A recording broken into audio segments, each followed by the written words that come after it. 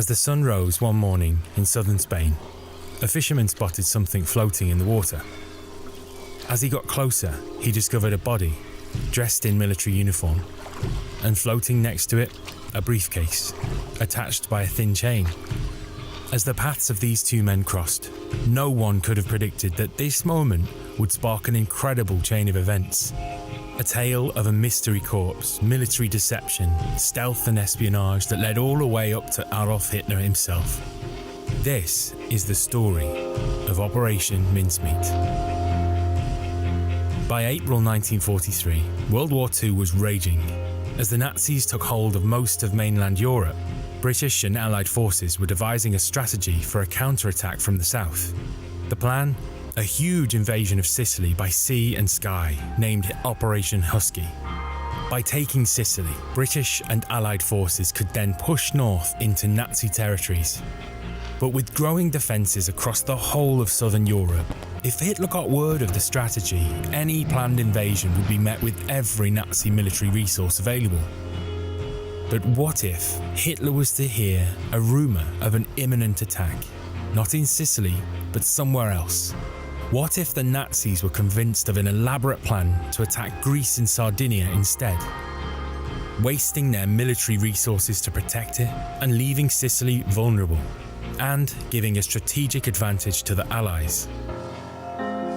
Deception and psychological warfare during World War II had already been a key weapon for both sides. With inflatable armies and double agents, even Hollywood set designers used to create disguises for entire aircraft factories. Deception in warfare had been dotted throughout history, right back to the Trojan horse. But the Nazis were not going to be fooled easily, and time for action was running out. The task of devising a foolproof plan of deception was given to two men, Ewan Montagu and Charles Cholmondeley. With this extraordinary challenge in front of them, they took inspiration from a military document, the Trout Memo, supposedly written by Admiral Godfrey, but widely speculated to be written by Ian Fleming, who would go on to write the James Bond spy novels. The memo contained 54 ideas that could be used to trick the Nazis, and number 28 caught their eye. The idea, a corpse dressed in military uniform, fake an aircraft disaster and have the body wash up on the shore of a place full of intelligence-hungry spies. With this spark of inspiration, the embers of an idea were lit, and Operation Mincemeat was born. But the plan had to be foolproof, and finding a body was not going to be an easy task. They either needed to find a recently bereaved family willing to give up the body of their loved one without being told how or why it was being used, or they had to find themselves a body with no next of kin and no one that might be looking for them. Montagu and Cholmondeley needed discreet access to a large selection of dead bodies in order to find a suitable candidate, so they enlisted the help of the coroner at St Pancras Hospital in London. With his help, the body of Glinda Michael was offered, a 34-year-old man from Wales. With no contactable family, no fixed address, found in an abandoned warehouse in London. He had died from eating rat poison, either a deliberate attempt to end his life, or maybe he was hungry and poor and had scavenged some bread laced with poison. He had not seen active service and had probably struggled with his mental health. Glinda had not consented for his body to be used in this way. Neither had any of his next of kin. So, with dubious ethics and legal grounding, it was vital to keep Glinda's identity and the entire mission top secret. Now they had a body, the next step was a backstory. A story with enough verifiable details that it would hold up against the most rigorous scrutiny from Nazi analysts. They decided this fictional soldier would be a Royal Marine. And, as the list of officers was likely known to the Nazis, they needed to borrow the identity of an existing captain. William Hyand Norrie Martin unwittingly gave his identity to the job. As the real Captain Martin was busy instructing aircrew in America, their paths were unlikely to cross. A detailed backstory was crafted, including a love interest named Pam. Pam, like everything else in Captain Martin's story, wasn't real. She was a lady who worked in the same office as Montagu and Cholmondeley. They filled a wallet with personal items, even an invoice for an engagement ring for Pam. anything they could do to convince the Nazis that Captain Martin was real. And even his watch was set and stopped at the time of this fictional crash. A death notice was drafted in preparation, and a photo ID taken of a lookalike was placed within his belongings. With this fictional identity created, all they needed were the documents that would contain letters with references to the faked, top-secret attack plans in Greece and Sardinia. These were written by General Sir Archie Nye and Louis Mountbatten, a member of the British royal family. In order for the operation to be successful, British intelligence needed to walk a fine line between acting concerned about the sensitive information getting into the wrong hands, whilst also hoping that it did just that. In fact, what Montagu and Cholmondeley really wanted was for this information to be passed all the way up to Hitler himself. They knew that the location of this great deception would make a big difference into the success of the operation. So, after careful consideration, the coastal town of Huelva in Spain was chosen as the drop point for Captain Martin. Although Spain was meant to be a neutral party in the war, British intelligence knew the town was riddled with German spies and Nazi agents. Now the operation had its soldier, the next challenge was to get him to southern Spain. First, they designed a tubular canister to hold the body, packed with dry ice. Next, the canister was driven from London to Scotland by St John Horsfall, an MI5 chauffeur and famous racing driver. Along the way, they stopped for a cup of tea on the roadside, with Horsfall posing for a photo, sat on top of the canister, completely unaware of what was inside. Once in Scotland, the canister was then loaded into a submarine, the HMS Seraph, and Operation Mincemeat was now underway. For 10 days, the submarine made its way to Spain. Then, on the 29th of April 1943, at dawn, HMS Seraph slowed and waited for low tide. It crept towards the shore slowly, trying to avoid detection by fishing boats. If the submarine was spotted, the whole operation would be at risk. As the tide reached the perfect height, they began to surface, only to find a fishing boat right overhead. They retreated and waited for the boat to reach a safe distance.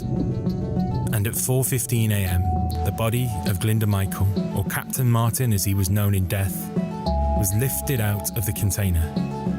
The forged documents were placed in a briefcase attached to his body by a chain.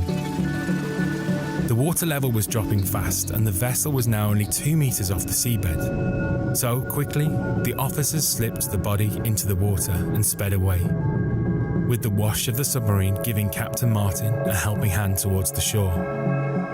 Operation Mincemeat was now complete.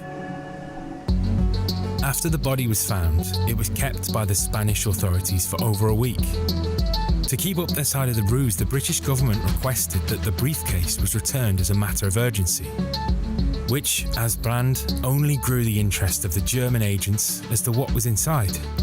The briefcase was opened, the letters were read, and eventually brought the attention of a German spy. He wrote about the findings in a report and sent it off to his superiors. The bait now had a bite, and the deception was now rising through the ranks of the Nazis, who now believed they had top-secret war strategy details in their possession.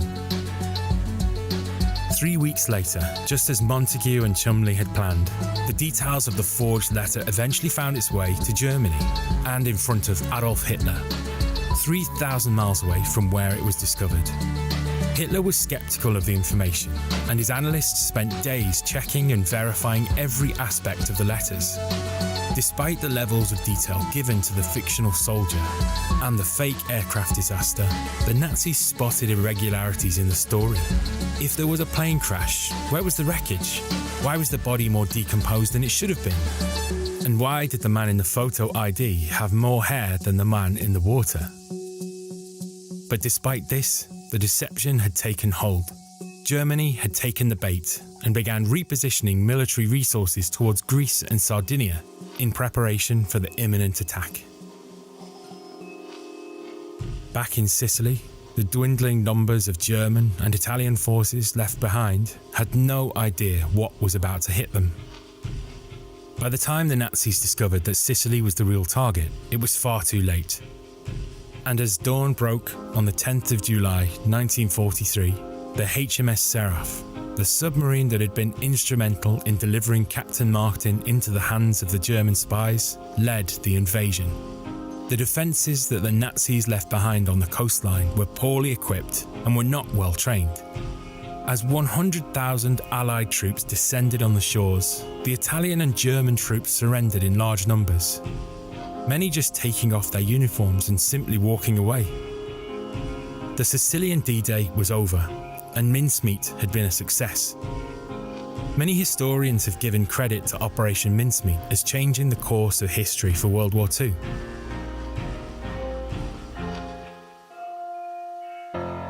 Ewan Montagu was appointed an OBE for his part in the operation, and in 1953 he published The Man Who Never Was, his account of the operation, made into a film 3 years later. Charles Chumley joined the Middle East Anti-Locust Unit as first locust officer, a job that involved chasing and killing swarms of locusts across the Arab states. A curious role for such a highly regarded officer, and one that many believe was a cover for a career as a spy in the British Secret Service.